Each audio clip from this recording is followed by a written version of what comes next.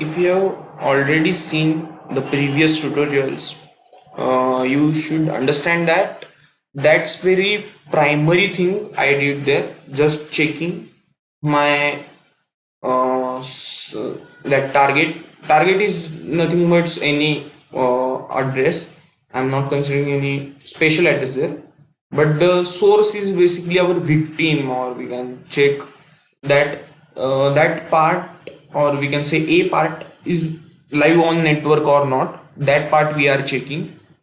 So it's not actually very useful thing at all, I am telling you, but we can create more advanced thing using for loop, or you can check your port numbers also. If like port checker, there is npcap, wireshark are also available for port checking things. What is the port checking? We are checking the open ports and closed ports, which is closed ports basically connected ports. If we find there is one open port, as we told you, that disconnected part, so we know that that port is not connected at all. So such things like that, for the source IP, that port is open. Now what we can do, using that port we can connect to that source.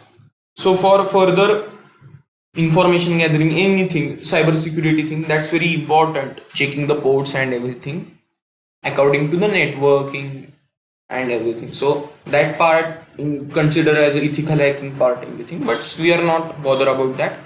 So that's very preliminary part we created. That's not exactly packet sniffer work for. Packet sniffer should use that packets like http, or that should use some pcap files directly, read that files.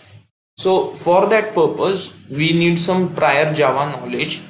So now what I'm considering, I'm doing one Java UI thing here, not very difficult UI. I'm considering very simple UI, which is going to work on 32-bit system. It's not going to work for 64-bit system, I'm again telling you, because of some libraries.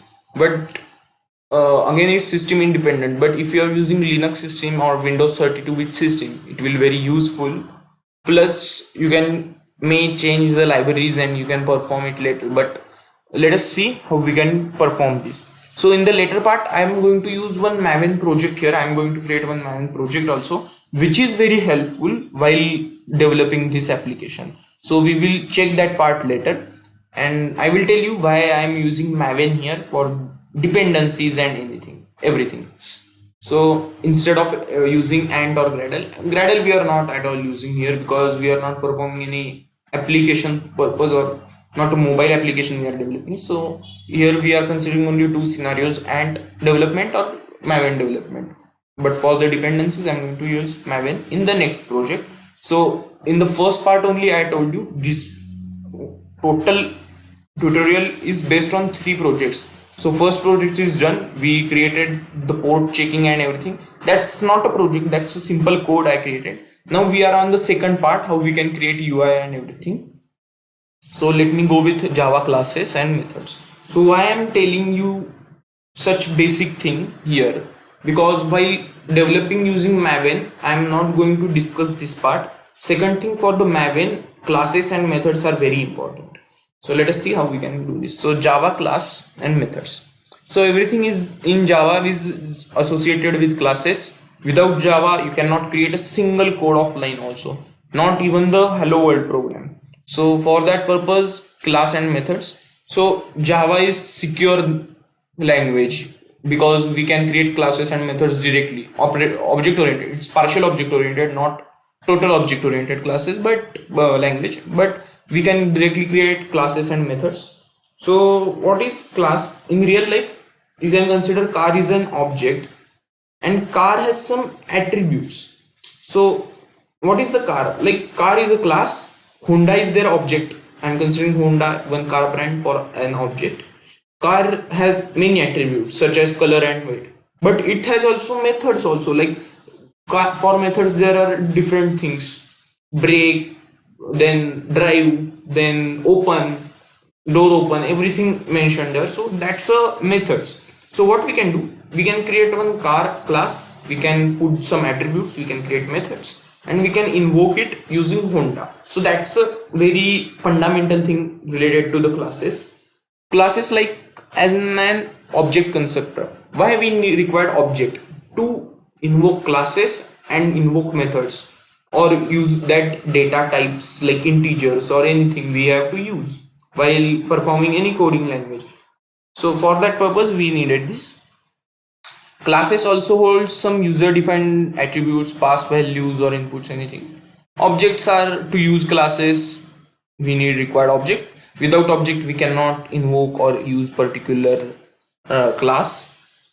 Then let's see what is the class syntax. It's basically this syntax, class name and this, and you have to mention some access specifier, which is public, private or anything you can do. Yeah, hope you understand this. So understood this. So that's a very simple thing related to the Java class. So let me show you how I am going to perform here. So I already coded this part. Let me say one thing. Okay, so we are going to use here one library named as jpcap. Remember jpcap. Another thing, we are going to use Java X for swing and everything, and Java util is one most common thing here. So let us see what is the jpcap first. It's working for UDP, ISMP and different packets. So what I created this implement packet receiver, which is basically jpcap only. Then it's asking for, it should be public. Remember, it should be public. Why? If you created here private, then it acts as a private network thing, so it will check for TCP packets in private network only. So remember, consider TCP packet as TCP, UDP and ICMP for the incoming message mailing part. So if you want to put it more, I am considering only here three scenarios: TCP, UDP, ICMP. You can put different things here. Let me show you how we can perform here. So let me put public static HTTP packet HTTP also. So wait a minute, for HTTP you need to create class, or you need to mention that part. So you need to create this class. So I'm not at all mentioning this, so let me remove this. So why I'm not considering HTTP?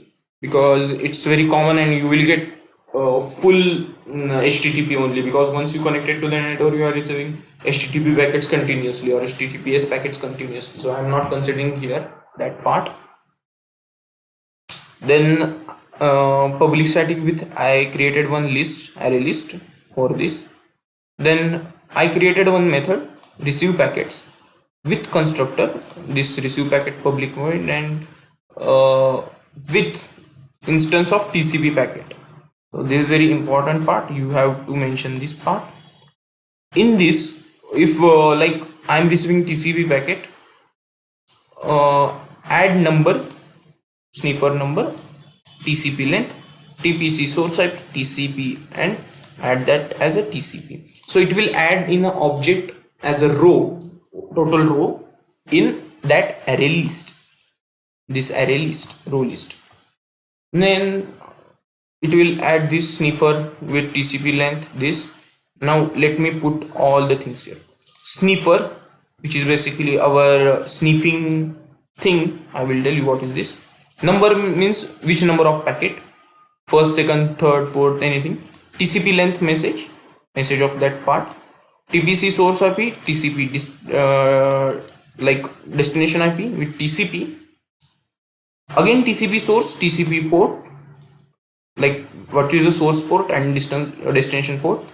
ACK is just acknowledgement, while TCP header, there is a protocol in networking, but let me tell you that TCP consider of one header. So header has some few fields, so it has also acknowledgement field. So for that purpose, to check ACK, TCP KACK number, which is basically acknowledgement number. Data, now the data is very crucial. I am considering printing data directly here. So while putting on this, you can perform like I am sending packets like username, my username ABC. So packets will divide into the three part. First part is sending to the A, second part is B, third part sent C. So packet 1 having data A, packet 2 having data B, and packet 3 having data C. So that might data in ASCII codes, or another thing also, that might data converted into ASCII code, and ASCII code is converted into binary. So that's a TCP data, not I'm considering. But data holds the actual data of that TCP. Then TCP sequence, what is the sequence of that? Offset and header part is that all the heading parts. More. After this, default table mode you need to create, which is swing table mode, which is going to add here sniffer j table with that model, and model dot get row with sniffer number plus plus, which is basically if that packet added, the sniffer will go further, like one number is given here like 1, then it will print 2, it will append that, or it will increment operator I used there to check. If I found UDP packet, then again same thing I am doing here. ISMP packet I found, I am doing that same steps here. So that's done here, packet receiver part. So now let me show you these are the Java parts, not these parts. So let me show this. These are the Java part, that's all the backend, and with some utilities part I'm using here. Then this part comes, which is swing utilities thread. So why I required this part I will tell you. So that's all the JP cap. So I created there all the backend and fetching part, but someone needs to run it again and again and again. For that purpose I created this thread class. So using the thread was and everything, putting the get value, set value, finished methods, interrupt methods I'm adding here, and all the things with runnable interface I'm invoking. So now this is the sniffer. So this is the form method with all you can say here, but it has capture button, stop button, save button, filter button option, everything with JP capator. Capator is basically for the capturing and everything in the JP cap folder you may found there with this. So my recommendation is you can design here that UI directly. Once you choose this, in the hex view you will find the hex view capturing the for capture. Now the list of interfaces, I will tell you what is the list of interfaces. So I created this for the Linux purposes, not for proper Windows having only one network interface. But while you are looking at a Linux kernel, you may find there are VLAN not ETH, which is Ethernet not. Windows is also having some interfaces, but that's a system defined interface. So for that purpose I created this capture button, as you can see, this capture button, this stop button, save button for the saving, list of interfaces, this filter button or filter option is you can choose filter. Here I am going to append that list again and again. This is packet info part and this is hex view. So let me go to the source again. So you can create design that part directly here, but we need to add some JP cap things also. So what is the JP cap things I'm adding here is just basically this cap, thread part, index part I added, and this is the interface window. So why I need the window here? So this is the inside this part, but for main purposes I need this window. So I'm not accessing this part. So now we are done with this. So let me press here clean and build. Let me go to the window option, not editor, output I needed. So let us check whether our this is cleaning or building anything. So it's clear out this, it's sniffer and classes, anything. Again, this is very basic. If the after this what I'm going to perform, I'm going to create one Maven thing, which is very useful, very powerful tool I'm going to create there. Then click run. So it's now running.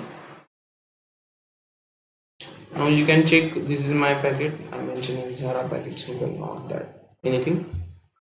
So this is my capture part and everything. So let me tell you why this is not running, because it's 32-bit system. I'm not performing on this. So you can check here. If I click here, list of interfaces, you may found this error. JPCap cannot find dependent libraries. Why it's not loading this part? It's a native method, and you may find that it's a built-in with class loader is built in with my 64-bit architecture, virtual machine architecture, Java virtual machine, not 32-bit. If you are interested in 32-bit and running on the Windows, you need to install JDK 1.8 32 bits JVM, not 1.8. So for that purpose, you needed this.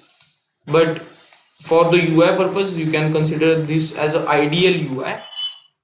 So hope you understand this. In the next video or next tutorial, I am going to deal with some Maven thing and how we are going to use with that part. I will tell you. So if you are using 32-bit any architecture, this is very helpful code. It will receive all the packets, and rather than using Wireshark, I am telling here using virtual machine is very good idea.